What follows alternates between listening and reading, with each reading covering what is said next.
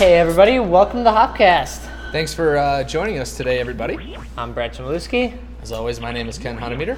And we're here in a brewery. Yeah. Who'd have thought you'd find us here?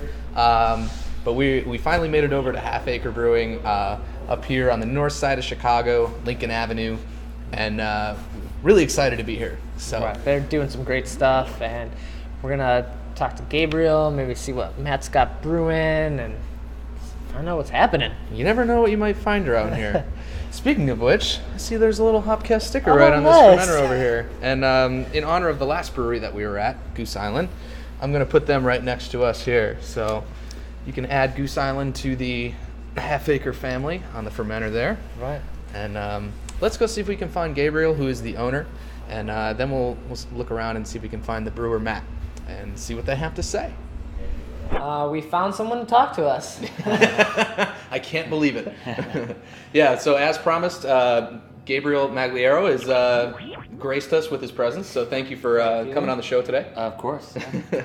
Gabriel's the owner here Right. at Half Acre. And so how long have you guys been, because you went through a different process. You started contract brewing and then finally got your own space. Walk us through that. Well, we started, used to be just me. So back in 2006, I started through all the licensing and all the stuff that doesn't make for fun video, nobody wants to hear about, but the not so pretty part of and fun part of brewing. And then we sold our first beer in August of 2007. At that point, we were working with some buddies in Black River Falls, Wisconsin at St. Creek Brewing Company, because we couldn't really afford big shiny tanks like we have now. So it was a way to get us off the ground and kind of get our legs a little bit, figure out what's going on in the grand world of craft beer, and eventually we got to a point where we could justify building this space. So in October of 2008, we moved into this building here. We have about 11,000 square feet here that we converted over about a year's time into what we have here today, which is a store where we sell our own beer and the beer of other breweries to go, and then full packaging brewery behind us. It's a beautiful space. It's Yeah. really nice.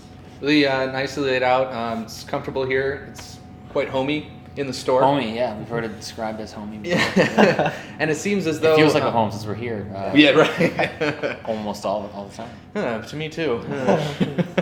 And also back there in the brewery, quite a bit of space back there too. So Yeah, I see some room for growth. Yeah, we have a good amount of space right now. It's not too packed with fermenters or anything like that. So, we had at least a little bit of foresight that we could move in here and have some room to grow, so that we weren't in 2 years saying, "Wow, we got to build a new brewery," because building this one was a challenge in and of itself. Oh, I'm sure. Not looking forward to going through that process again. So.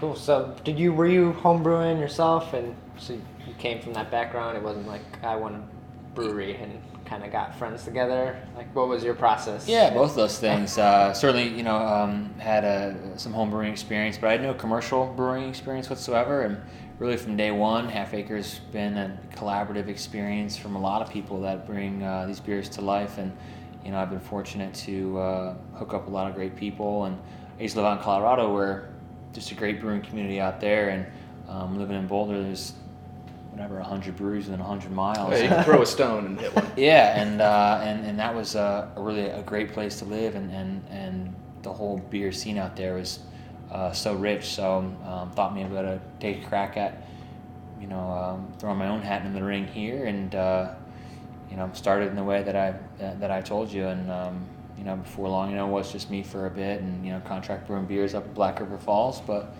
now we got 6 of us full time and having more fun than ever. Yeah, I mean, how fast you guys grew was pretty crazy.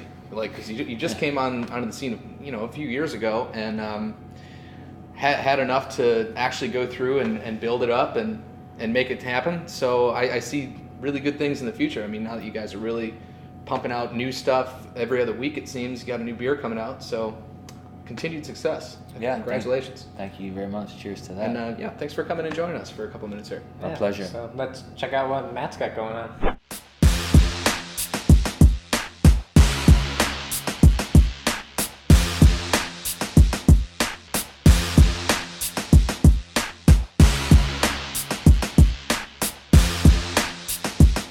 right, so we wandered back here and we found Matt. Yeah, look what we found. It's Matt Gallagher, everybody. We want to thank you for joining us and showing us around the place. Yeah, no worries. Yeah, here at Half Acre. Looks like you got quite a bit of room back here for just starting, you know. Yeah, we do. We got some room to grow into the place, so that was nice. That was one of the benefits of moving in here, was knowing that we could be here for a while without having to move, hopefully. Yeah, for sure. So if things go well, we can grow. I am right now tasting it's quite an unusual beer, and you might want to talk a little bit about this. It has there's orange, there's chicory, there's rye. This is the MTC, Yeah. named after Michael Thomas Carroll, who brewed the beer. So his initials are MTC. Ah. So yeah, a little of that going on. But no, it's a really great beer. Yeah. It's a rye beer, so there's a bunch of rye malt in there, then some chicory and some orange peel. So it's it's not too heavily spiced, but with the rye in there and the chicory, I think go really well together. Yeah, I think they play there's a spiciness, and I think they kind of meet with the rye somewhere in there and kind of play off each other quite nicely. Yeah, exactly. And it was a lot of people really digging the beer. It goes really well with food. Yeah, I can see that. A lot of curries. A place up the street called Tiny Lounge had it on tap for a little bit. Oh. And they were really happy with it in terms of how it paired with some of the foods on their menu. Excellent. And I have the Gossamer, which is their golden ale. Yeah. So that's a golden ale. It's like 4%, meant to be really easy drinking. Yeah, and as you can see, I am. It's Yeah, going down yeah. smooth. Yeah, I seem to remember drinking that at 9 a.m. with you one day. So. Yeah, I believe we've had that in the past. We like that beer a lot too. It's it's meant to be easy drinking. Is it the brewer's beer? Like it's the one you guys can drink all day and Yeah, keep for sure. going. Yeah, It's kind of definitely one of those where, not that we drink all day here, but Of course not. but if we wanted to, we would be drinking that all day. It's real easy drinking, but it's got a lot of it's got crystals and liberties in it. Okay. So it's still got some nice hops in there. And quite a departure from that. You've got a pretty big beer. You got the Baumé. This is the Baumé. Yeah, so this is a chocolate rye stout that we first did last year this time when we first started brewing here. So it's pretty much about a year ago, maybe give or take a month. I know all the beer geeks were talking about that one towards the end of its stay in the liquor stores. As soon as it started leaving, people were like, "Oh, I found the last bottle. I have the golden ticket." So I'm sure they'll all be happy to see that it's back again this year. It's changed. Gabriel says it's changed up a little bit. A little more hops. It was hoppy last year. Okay. And it's hoppy this year. So. And that's what you guys were bottling today. You came in and the line was going and it was busy. The line, the Maheen was going. We bottled that today. So it's good to get it bottled. So you've got a lot of, we see a lot of interesting things coming out, and it sounds like you're going to be introducing new beers almost all the time, every couple of weeks, and it's just you're always pumping something out, which is great. Yeah, we'll see what we can do. We're kind of in that sort of middle ground between, a brew pub who has the flexibility of doing that because, you can you have customers who are serving all your beer on site, so you can be more creative. And then we're a packaging brewery, so we're looking more long-term distribution type of things. But we do have a retail store here where we fill growlers, so it gives us the opportunity to sort of do some smaller batches. We don't necessarily have to deal with a distributor, wanting to take them or not wanting to take them. We can sell them ourselves. So it gives us some freedom to play around and just keep it interesting and have some fun. Awesome. So what's coming out? What do you got planned? The next beer will be called Ginger Twin, which is going to be a hoppy red ale. Can't go wrong with that. Yeah, it's something we wanted to do for about a year now. And now we're gonna do it. So it's gonna be hoppy, red, and good. Delicious, yeah. Yeah, hopefully delicious. Yeah, and so like you were saying, if you viewers out there aren't familiar, not in the area in Chicago here, You guys do have like a little retail store where you can buy, Half Acre swag, all the merchandise and all that stuff. You can buy growlers and stuff. You can come in and sample. You guys also do like craft sodas that with very interesting flavored sodas. Yeah, we're doing sodas as well, just for fun right now. Right. But we've actually had some interest from some of the bars using them as components to their sort of cocktail programs. The new craft cocktail wave. Exactly. Yes. Yeah, we were hearing about Phil and Exchange. They were talking about having one on draft there. So Yeah, it's exactly. Exciting, Yeah. It's right by our place, so. You guys down Milwaukee division. Cool. Oh yeah. We're actually they were talking with Michael yesterday and today about what they want to have there. Yeah, and just to give you an idea, the one that we tasted today was red bell pepper and honey and key lime. Yeah. Which is quite an interesting combination, and it doesn't disappoint. I'll tell you that. It's interesting, but it's really, really delicious. I'd like to see how it paired with some liquor.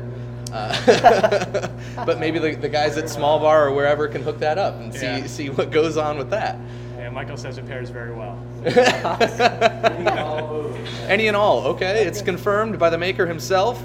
Any and all booze, it'll work. Well, we're excited for all the beers you guys keep putting out and seeing your beers in the store and seeing what you have coming out. It's exciting. I don't know. And it's all delicious.